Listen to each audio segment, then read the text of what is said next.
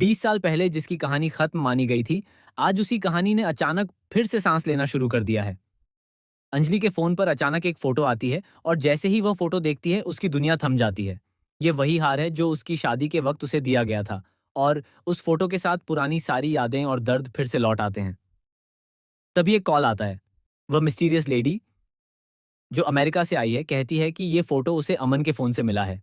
यह सुनते ही अंजलि का गुस्सा फूट पड़ता है। वह पूछती है कि उसके साथ ऐसा मजाक क्यों किया जा रहा है। अंजलि कहती है कि अमन सिंह राजपूत को मरे 20 साल हो चुके हैं, तो फिर उसका फोन किसी और के पास कैसे हो सकता है। वह मिस्टीरियस लेडी जवाब देती है कि आप इतना रिएक्ट मत कीजिए, मैं आपकी ही तरफ हूं, आप शांत हो जाइए। जैसे ही फोन कटता है, पद्मा अंजलि को संभालती है और उसे समझाने की कोशिश करती है। तभी थाने से एसीपी पंकज पुरोहित का कॉल आता है। वह बताते हैं कि कोई आपसे मिलना चाहता है। जब अंजलि वहां पहुंचती है और उस चेहरे को देखती है तो उसकी आंखें भर आती हैं। वह है एडवोकेट रमेश भाई पटेल, एक गुरु, एक सहारा और एक ऐसा इंसान जिसे अंजलि अपने पिता जैसा मानती है।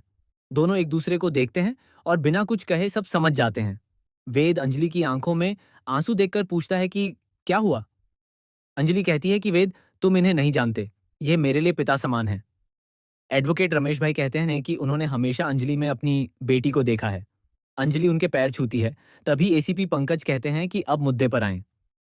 रमेश भाई बात शुरू करते हैं और कहते हैं कि अंजलि, तुम मेरे केस की पीड़िता हो और मैं तुम्हारा वकील, इसलिए मुझे सच सच बताओ। जब तुम अपने बच्चे की डिलीवरी के लिए अस्पताल जा रही थी और अमन सिंह राजपूत तुम्हारे साथ थे, तब क्या हुआ था। अंजलि उस दिन को याद करते हुए बताती है कि वे रास्ते में बातें कर रहे थे कि बेटा होगा या बेटी। अमन बेटी चाहते थे। तभी अचानक एक भयानक हादसा हुआ। वह कहती है कि वह एक लंबी बेहोशी से 21 साल बाद जागी और जागने के बाद उसे पता चला कि अमन अब इस दुनिया में नहीं है। रमेश भाई उसे संभालते हुए पूछते हैं, क्या तुमने अमन का पार्थिव शरीर अपनी आंखों से देखा था। यह सवाल सुनकर अंजलि चौंक जाती है और कहती है कि नहीं। फिर रमेश भाई पूछते हैं कि उस बॉडी की पहचान किसने की थी। अंजलि बताती है कि वहां कई लोग थे, भजन सिंह, युवराज ठाकुर, चंद्रभान ठाकुर, राघव, पर उसे ठीक से याद नहीं। रमेश भाई कहते हैं कि उन्हें सब पता है कि उस दिन कौन कौन था और किसने पहचान की। वेद पूछता है कि वह कहना क्या चाहते हैं। रमेश भाई शांत रहने को कहते हैं और आगे बताते हैं कि जिस दिन हादसा हुआ था उस दिन अंजलि घायल हुई थी और 3 लोग मारे गए थे।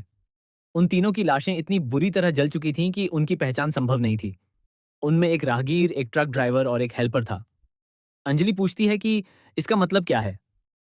रमेश भाई कहते हैं कि वे तीनों लोग पहचान में नहीं आए थे। फिर वह कहते हैं कि कुछ देर के लिए उन 3 लोगों को छोड़ते हैं और अंजलि की बात करते हैं। वह बताते हैं कि हादसे के बाद अंजलि सड़क पर गिरी मिली थी और उसे अस्पताल ले जाया गया था। साथ ही एक और बॉडी भी अस्पताल ले जाई गई थी।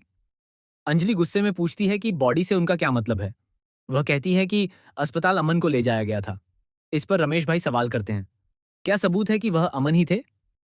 अंजलि हैरान होकर पूछती है कि वह कहना क्या चाहते हैं।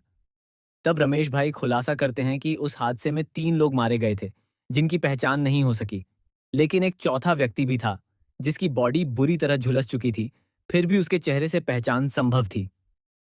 उसे एक बड़े अस्पताल में ले जाया गया और वह अमन सिंह राजपूत थे। यह सुनकर एसीपी पंकज पुरोहित, एडवोकेट अंजलि राजवंशी और पद्मा सभी हैरान रह जाते हैं।